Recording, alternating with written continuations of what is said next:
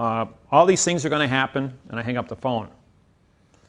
My dad says, now what? I says, just wait. I says, it'll probably take maybe 10, 15 minutes. I says, the phone's going to ring. Sure enough, 8 minutes goes by and the phone rings. Can you be in my office in 5 minutes? So we go in there, go over to the lawyer's office, about 6 blocks from my mom and dad's house. By the way, they lived in Tampa, Florida at the time. And we walk in there and shake hands with the man. Nice, warm handshake. And then I introduce myself as plenipotentiary judge, David-Wynn Miller, and that I have your signed confession here for all these criminal acts. I had a whole list of them. I think there was about 22 of them that I read off to him. And how he had acted to create this language and work with the insurance company who created the language to violate the Securities and Exchange Commission's rules and regulations and constitute mail fraud. Then we got up and said, we want $385,000. And I went to shake his hand, and he couldn't move his fingers. There was no blood left in his arm. His hand was as cold as if he had just soaked it in ice water for the last 10 minutes, and he couldn't move his fingers to shake hands goodbye. He couldn't talk. He couldn't hold a pen in his hand either to even take notes. He was that scared. And again, the next morning, we got a check for $2,500. My dad says, what do I do? I said, tear it up. Tomorrow there'll be a check for $3,500. Wednesday there'll be a check for $4,500. Thursday there'll be a check for $5,500, and so on, until we hit $38,500. And so every day, for the next 30 days, there was $1,000 more a day. And when he hit $38,500, I said, Dad, take the check down to the bank and cash it. You're all done. You got paid. They're going to take care of your car, your hospital bills, and you got $38,500 in your pocket, and it's tax-free because it's personal injury. And that was it. We never heard from the insurance company again. If you know how to get through the gauntlet, any one of you got a personal injury case, and I got the technology to take this as forensic evidence, get paid in 30 days. And I can guarantee that, I don't care where you stand in the country. Because we told, we're going to contact the insurance company. I sent text AIG, it was $100 a share, it dropped to $1.50. I sent text this insurance company's paperwork, and they're going to be out of business. And they already know what I did to AIG, so the minute I file a claim with these guys and tell them that I'm on board watching, they'll probably get this settled in the next 30 days without ever setting foot in a courtroom. And they'll get exactly what they want. When you get proficient at this information, and I talk to you on the phone, I'll say 265672. You know that if you go to page 26 in my book, you're going to get the definitions, the tricks and the traps. You go to 52, you're going to get an 18-page Title 42, and if you go to 72, you're going to know how to prosecute an attorney in cross-examination. Now, if I only got 2 or 3 seconds to give you information, or you're in court and you're at the witness stand and I'm not allowed to talk to you, and the judge has ordered me to sit there and keep my mouth shut, I can do this and do this. I just said 23. I says use page 23 for the tricks and the traps.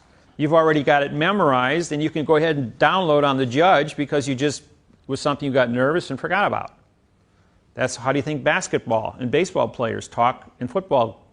They're sitting there doing this here. You know, they're giving sign language to each other on the field. Soccer, hockey, doesn't matter what it is. They all talk in sign language because these are preempted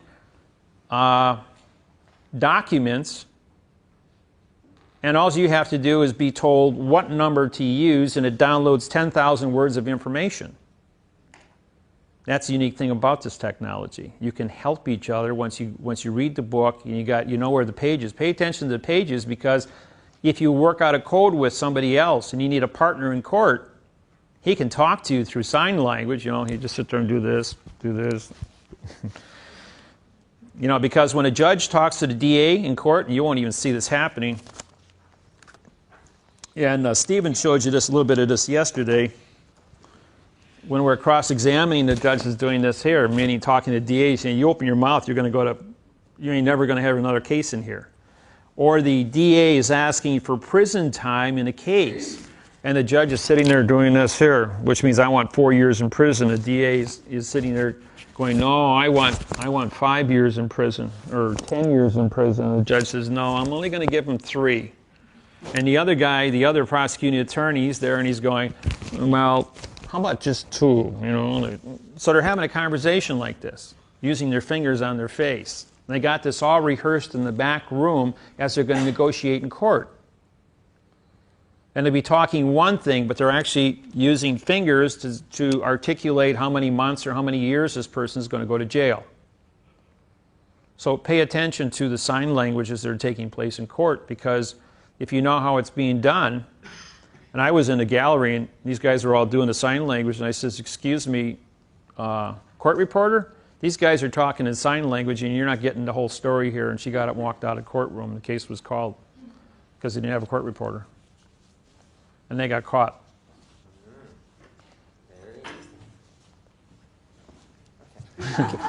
With that sentence, there still are some serious issues I have with it.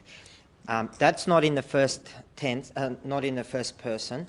It starts off with the third person, and it doesn't specify that you were the runner, that I witnessed you running. Yeah, your witnessing claim is here. Right, but it doesn't specify who the runner is. Okay, then we just add you as Sam's witnessing claim. Right. How about that? Can we change the first Sam to my, for my knowledge, or for my personal knowledge? Yeah, because you're not. See, you're the person that's watching a runner. The runner is irrelevant. He doesn't require the knowledge. He isn't part of the sentence. It's your knowledge. You're the witness. So can I use the word the personal pronoun instead of the name? Use what? The personal pronoun, my. No. My or mine. No, we don't use my. We don't use your. We don't use yourself. We don't use I or me. We don't use any of those because they're not first person specific. You have to have a specific name when you talk in a lawsuit. You have to specifically say that you are the claimant. Now, this is another thing I didn't tell you. When you write a lawsuit, at the beginning, the first thing says David-Wynn Miller, claimant. My name will be used as the claimant throughout the next 150 sentences on the page. At no other time will my name be used as a first person specific, because claimant is first person specific. Now, when I'm in a case with 3 other people as a witness, so we have 3 claimants. Now, in every sentence that ends where it's witnessing or making a claim against the other parties doing a damage, it says by the claimants, because we are acting as a corporation suing this one individual, and the 3 of us witnessing 2 or more, it's going to be claimants. And that way I don't have to keep writing everybody's name. It simplifies the way documents are written in law. This is standard procedure, whether it be fiction or in my technology. In fact, that terminology and that way of writing is standardized worldwide. So the personal names are interchangeable with claimant in whatever capacity it's on the documents, but never with a personal pronoun. Right. You can't use a pronoun because you immediately drop it. You didn't take jurisdiction for the pronoun. Right. Then on the end of the sentence, if you can't use a personal pronoun, what can you use to identify the person who was running? Well, if you have his name, you're just simply witnessing a runner, that's all. Right. No, I'm making a witness that I can identify the runner, not just witnessing a runner. You want to identify your son as being the runner? Then put his personal name in here. And you can go here for Sam's knowledge and then put a specific name and drop all this, take out one runner and just put a specific name, is with a witnessing claim of the one runner. Who's the one runner? Well, instead of one runner, it would be your son's name as the runner. Right. But my letter or claim is against you. So would I put your name in? You mean I'm the runner? Against, but making a statement. Yes, if you want to state, because when you're going to swear out an affidavit that you witnessed somebody, you can't use generics. You have to be specific that I saw this person shoot this person. He used his full name at this time and place and location. And now everything is time sensitive in law. Everything is location sensitive because of jurisdiction in law. or in the law. Location sensitive. Location, right, jurisdiction comes under. So a sentence is not only, it's some location you have to account for the time that the incident took place. You have to account for the location because of jurisdiction. You have to account for the specific individuals who are, and give as much specific information, the name, address, social security number, has to appear someplace in the document. And any witnesses that will corroborate your position in another sentence, because a document is a bonded document. So all these points of information go together as a complete thought. If I were to write a document in the first person referring to myself as I did this, I saw that, I did the other thing. No, you would be a claimant. And then I gave it to the judge, and the judge were to read it. Out loud, the judge would be the one being the I. He'd be saying I, and the judge would be saying, I didn't do that. Right. Way, which is the reason why we need to be specific. That's why you're a claimant. You see, gold miners didn't file mortgages, they didn't file promises, they filed claims, because claim and gold go together. That's why we use the word claimant. It's the strongest position of who you are. You're not a defendant, that's no contract. You're not a petitioner, because you're not there yet. A petitioner is asking permission in the future, but is not a claimant because he has knowledge firsthand. You're not a respondent, which means no spoken contract. Now you're mute before the court. You don't want to be a respondent or a defendant. You are either vasali, which is a servant employee of this document because your name's on it. You are better known as the United States. Two or more people coming together on a contract is the United States. The United States is defined as two or more people. You can either be the claimant or a vasali. V-A-S-S-A-L-E-E. The word vasali I copyrighted in 1999. That word never existed. Look up EE in any dictionary, it says employee. It's a fact, it's a word. EE is a fact. You can use it in a Scrabble game. And that vassal is a servant. A vessel is V-E-S-S-A-E-L, and vassal is V-A-S-S-A-L. And vassal is a servant employee of the paper. So if your name's on here, it's been stamped, you're under postal contract for commerce, they can't get out of it. Yes? Thank you, David. You mentioned page 23. Is this the book? Yes. 23 is not in here. Am I missing something? Or? Oh, it isn't? Well, just misnumbered, that's all. I write the numbers in by hand. Okay. It goes from 22 to 24.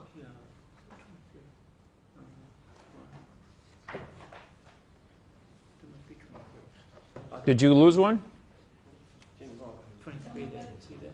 Oh, I get it. Thank you. When I did those, because we made changes in them constantly, where I would take something out of content and say, well, this document isn't big enough, and I'll add 2 pages. I'll have 23A, 23B, because I didn't have time to rewrite all the numbers on all the pages from the master book that I have. Otherwise, it's an issue. The master program, in other words, in my computer, was destroyed when my computer was burned up in the fire. And so the documents that I have that were completed have not been hand retyped all back into the computer. So when we were going to change only one page between printings of one book and another book, I didn't have time to go out and hand type the entire 107 pages. That's 9-point print. That's about 3 months of work for me. I'm not a speed typer. I'm still one finger here. Yeah. Oh, time? Do you want to take your 10:30, 11 o'clock break? I noticed your book was all in uppercase, shout. Any Shout, particular right. reason for A that? shout is a command. You must be obeyed. You see, the government said, this all came about in the Moser case with the Secretary of State of the state of Wisconsin. The Attorney General of Wisconsin. I sued the Attorney General of Wisconsin for fraud in a lawsuit back in 1996. And this was in front of Judge Moser, the 96-year-old judge. And he went ahead and said, Mr. Miller, why did you write all of your 12-page document in uppercase? And he says, I noticed the E is a little higher too. I says, well, I had a 1952 Bell typewriter. He says, you know, he says, that's the same one I used when I went to law school. He says, that damn E always, they had a kicked up. He says, that was the old ribbon, you know, the old ribbon typewriters you see in the black and white movies. Well, that's what I wrote my very first lawsuit on. And he kind of chuckled with that. And he says, how come you didn't write it in lowercase? I says, well, the lowercase key is busted on there. He says, well, how come your name's in upper and lowercase? I says, because I had to use a needle-nose pliers to pull the key up and then tap it with a screwdriver to write my name in upper and lowercase to make it work, and to do a whole document like that would be kind of redundant. This was when I was real poor and starting out, you know. So he says, well, I got to give you credit. He says, how long did it take you to type this? I says, 4 months. He says, just with one key at a time and making sure that the typewriter was working right and replacing ribbons. He says it was quite a mess. He says, yeah, I see all the smudges on here. So then he turns to McDermott. Now, McDermott was the Attorney General at the time of Wisconsin. He says, how come you wrote all your lawsuits back to Mr. Miller in uppercase? He says, well, I didn't know what he was doing, so I copied him. He says, you're the Attorney General. You're supposed to know syntax. The Attorney General says, what's syntax? Well, after the judge got on laughing, he says, all right, he says, it means shout. And that's when he educated me on the word shout and what I was doing. He says, it's a command that must be obeyed. He says, because you wrote in syntax, a syntax command has jurisdiction over an adverb verb, which doesn't say anything in shout. It's just shouting nothing. And I won that case because I wrote it in shout and I wrote it in correct syntax. And that's why my book has always been in uppercase shout, and so is my website. Even when I type on the computer, when I send messages back and forth on my emails, I put it in uppercase, and a lot of my students come back and, what are you shouting at me for? Some people know about it, but it's a word that most people don't know about. That's it. You guys satisfied with this? And I'll put another sentence up. Take your break, and while you're taking your break, I'll do the writing. Yeah. David, can you please talk about, you mentioned about your near-death or death experience. No, I wasn't near death. I was legally dead by all medical reasons for 35 minutes. Can you talk about that? And can you also talk about around your purpose, around what you're here to sort of, the big picture around what you're to communicate and what the end game is? And also, some people make comments about walk-in energies and conduiting and channeling information, data, where that's coming from for you. Well, okay. How many of you remember the old TV series? I don't know if they broadcast this down here. Well, I Dream of Jeannie by Barbara Eden. Some of you saw that, okay? Well, I was 18 years old one day, and I was watching that on TV, and Jeannie's father came in. He was the big Zen and took away Jeannie's powers and gave them back to her at the end of the show. And after the show was over, I said to myself, of course, the fantasy of genies and having all the power in the world. What is power? The word power is meek, M-E-E-K. The Bibles all around the world tell you that the meek shall inherit the earth. A meek person has absolute power over life and death. And he uses it to teach people. He's a teacher. He does not use his power to hurt anybody. That's what the word doctor means, isn't it, teacher? Doctor? The word doctor, I think it means teacher. I don't know. I haven't looked that one up or researched it. So I looked up the word meek. I found out what the definition of it was. And then I was 18 years old, and I stood in front of the mirror, and I looked at myself in the mirror, and I says, if you were given absolute power, the knowledge over all things, what would you do with it? And I says, well, I wouldn't hurt anybody with it because it's not part of my personality. And I like to teach people, so I says I'd become a teacher. And I said to myself out loud, would you make a promise to yourself that if you were given absolute power that you would become responsible as a teacher? And you would never hurt anybody with it. And I says, yeah, I would do that. So I'm having a two-way conversation with me and the guy in the mirror. Don't laugh. I was a marriage counselor for 12 years. I know how to talk, how to communicate with people, and how do people communicate with other people. So I'm going to share this with you. So I said, yeah, I can do that. And I made a promise to myself that I was ever given the the absolute power that I would become the teacher. And I would be a friend and expand upon that and dedicate my life to it. Well, a few years later, a couple days after that, I got beat up in the 1968 riots in Milwaukee, and I was held down by 4 boys while the 5th one proceeded to kick my right kidney like you tee a football. And it killed my right kidney, and they damaged my left one. So I got kicked 4 times in the left side and 7 times in the right side. So I had a dead kidney in me for 7 years. It was excruciating pain on a day-to-day basis because I had a sack as big as my fist of dead black material in my side. And even at that, I had to work every day doing physical labor with the pain, and I got used to it. So my body created a super immune system because of the level of poison I had to deal with. Then when I was on December 3rd, 1975, I went into surgery to do an exploratory. The doctor, Pollard, who was the #1 kidney specialist, I don't think he's alive today, was supposed to do the surgery. He was out on the golf course. All the doctors came into the operating room with masks on.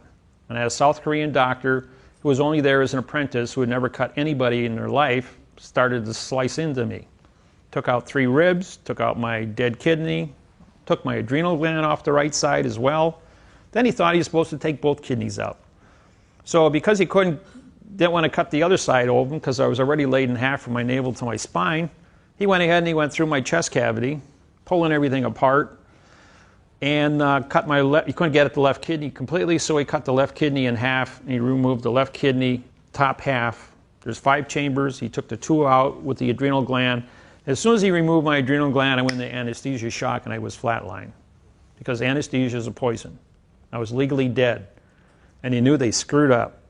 And of course, they told my parents and my brothers and sisters that I had died, and I was in the morgue for 35 minutes, cut in half, laying on a gurney. And the head nurse was down there, and she's the one that told me the story after the fact. She says, your heart started beating. And the coroner just said, oh, just let it, it's just gas from the body decomposing. And she went and she pulled my eye open with a flashlight, and she says, no, his eye's responding, his brain's alive, we got to sew him back up. So they called the Code Blue, rushed me back upstairs, took them 11.5 hours to put me back together. After, they couldn't figure out why I was alive without adrenaline. And when they did the blood work, my endorphin level was 60 times higher than a normal person, which is an amino acid with no adrenaline in my system. I had been completely altered for some reason. Now, the adrenaline that I have, now the endorphin that I have is an amino acid, which is the food for the brain. After I found out over the years of researching why I was still alive, and the hospital continued to maintain my blood type every month, take blood samples to see why I was still walking around, because you can't live without adrenaline. And having half of 1 kidney, I didn't require any dialysis either. And I was in perfect health. And I also had a 25 heartbeat. Anything below 40, you'd be in a coma. And I'm walking around with 25. And I did this for 35 years with 25. Till I electrocuted myself in my garage and it went up to 60. Kid you not. I forgot to unplug the extension cord when I put the end of it together, and I grabbed it with one hand, the socket and the screwdriver in the other, and I took 110 across the chest and reprogrammed my heart from 25 beats a minute to 60 beats a minute. Now it's back to like 30 beats a minute right now, 30, 35. About at 3 years I had a lot of energy. But the endorphin levels, with me staying awake and maintaining an A average in school, working 2 full-time jobs at the same time, not sleeping, my nephew comes to me. He's having trouble staying awake. He's going to computer school, and he says, Uncle David, he says, how do you do it? How do you run 24 hours a day without sleep, go to college, and do all these things that you do, studying, working? He says, what's your secret? And I says, well, it's the endorphins. I says, the endorphins that I have are brain food. Now, what they've done is they have accelerated my IQ from 140 to over 200 because it made neurons. Remember the movie Phenomena with John Travolta, where he had a brain cancer, which was fiberistic and connected brain cells. Well, that's what happens with you increase your amino acid in the brain. You take a 400% dosage of the amino acid, which is the brain food, and it causes your neurons, instead of having 6 contacts per nerves, I got like 20. So the exponential contacts of all the nerves have given me a brain that's like a supercomputer. And then it grew both of my brains together. So I only have one brain. I don't have 2 hemispheres, I have one. They did this in a CAT scan to prove this because of all the connections. So I'll do this for you as soon as we get the board off of here.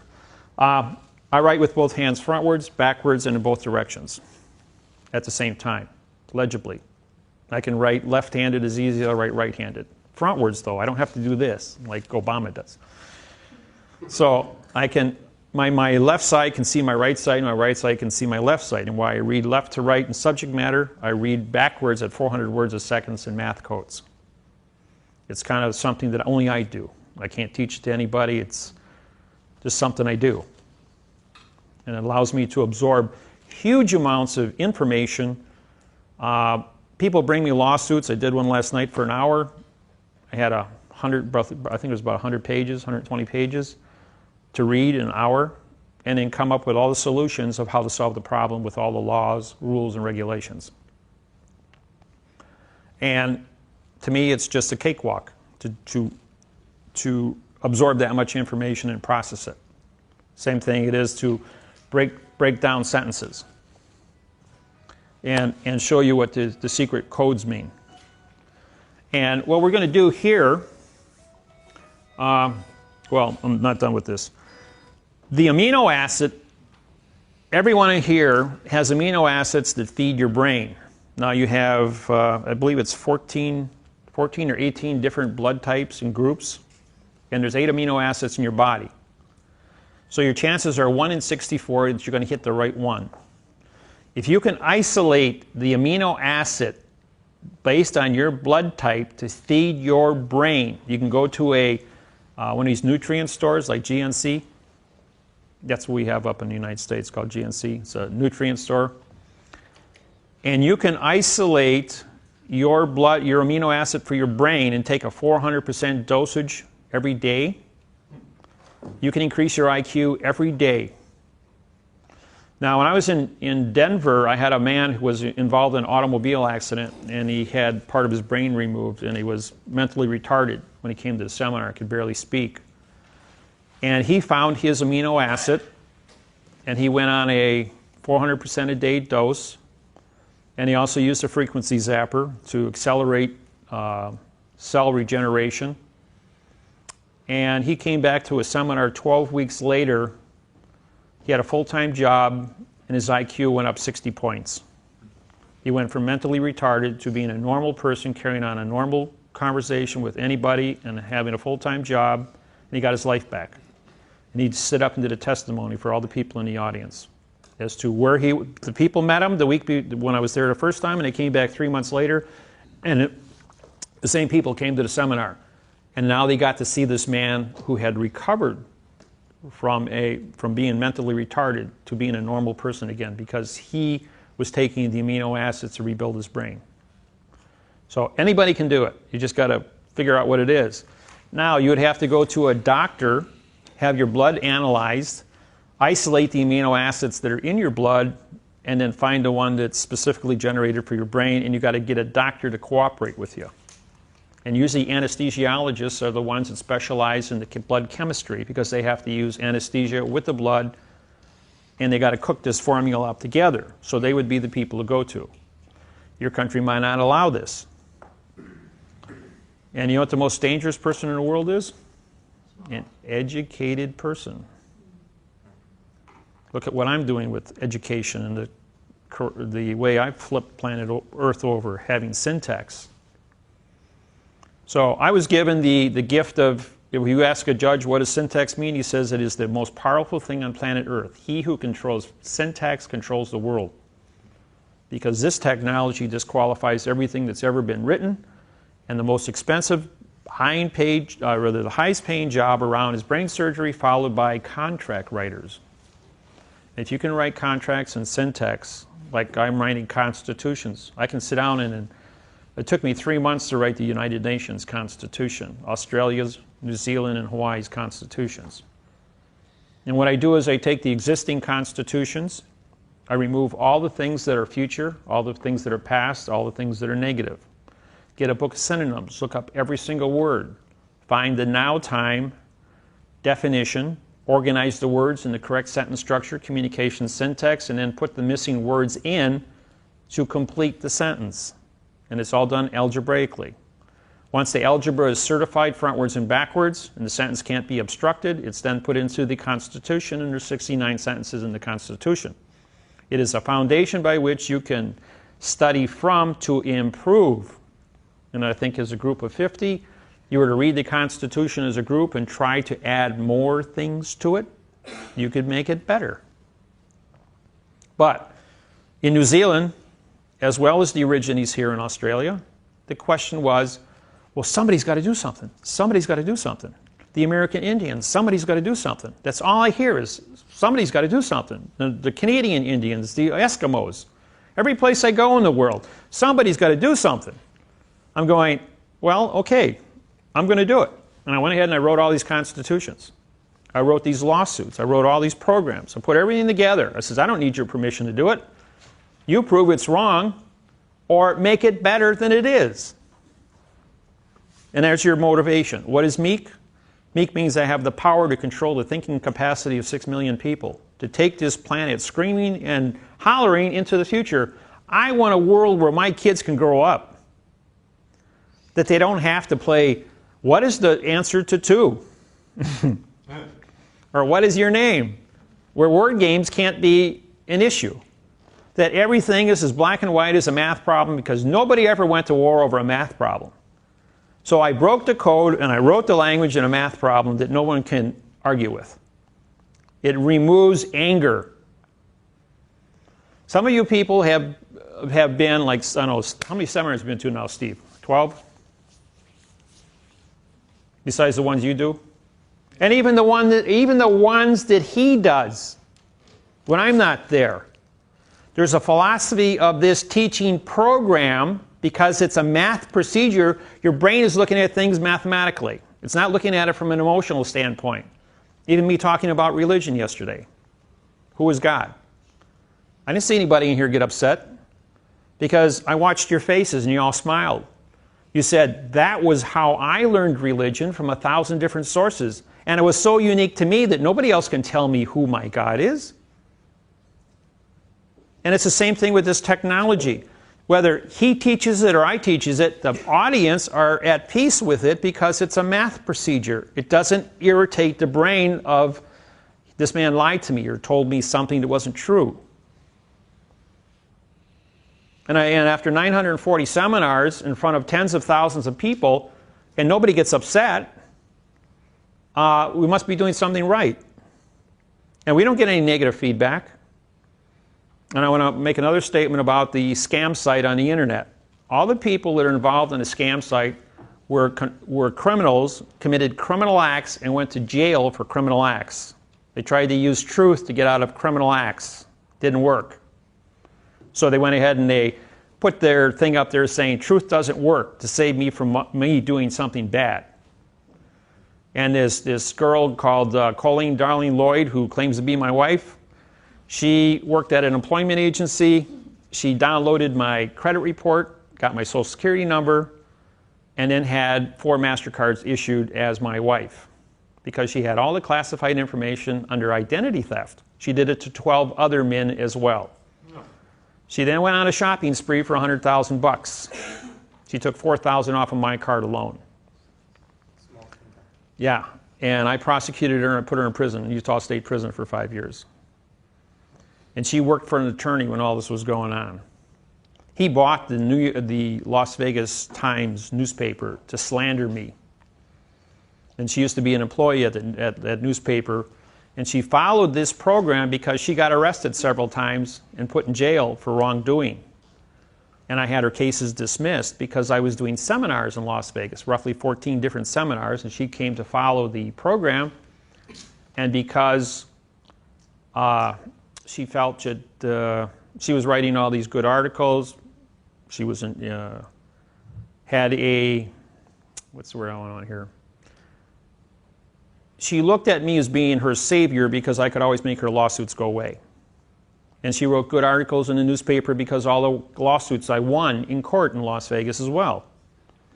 And then when lawyers were being embarrassed and judges were being embarrassed, the Lawyers Association bought the newspaper and then slandered the truthful